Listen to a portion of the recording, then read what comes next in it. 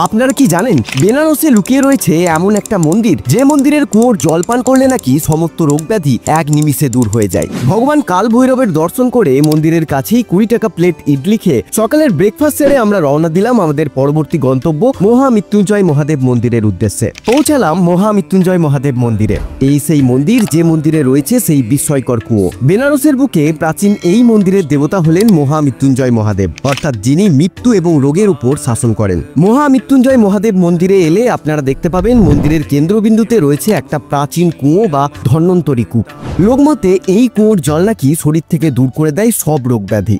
তন্ত্র ও আয়ুর্বেদের আশীর্বাদ মিশে রয়েছে এই জলে। ভক্তরা এই জল পান করেন। কেউ কেউ বলেন এই কুয়ো নাকি পাতাল লোক পর্যন্ত গভীর, আবার কেউ বলেন এই মন্দিরে দাঁড়িয়ে করা প্রার্থনায় ভগবান মৃত্যুঞ্জয় স্বয়ং আশীর্বাদ করেন। ধারণা করা হয় এই মন্দিরে একসময় তান্ত্রিক সাধকরা অমরত্ব ও রক্ষাবিধির জন্য তপস্যা করতেন। অনেক স্থানীয় মানুষ ও ভক্ত বলেন এই মন্দিরে আসার পর অসাধ্য রোগ থেকেও মুক্তি পেয়েছেন। এই মহামৃত্যুঞ্জয় মহাদেব মন্দির কাশী বিশ্বনাথ মন্দির থেকে মাত্র 3 কিলোমিটার দূরে এবং কাল ভৈরব মন্দির থেকে মাত্র 300 মিটার দূরে। তাই বেনারসে এলে এই মন্দিরের কুয়োর জল অবশ্যই পান করবেন। ভিডিওটায় একটা লাইক করে চ্যানেলটাকে সাবস্ক্রাইব করে রাখবেন, না হলে আমি হারিয়ে যাব।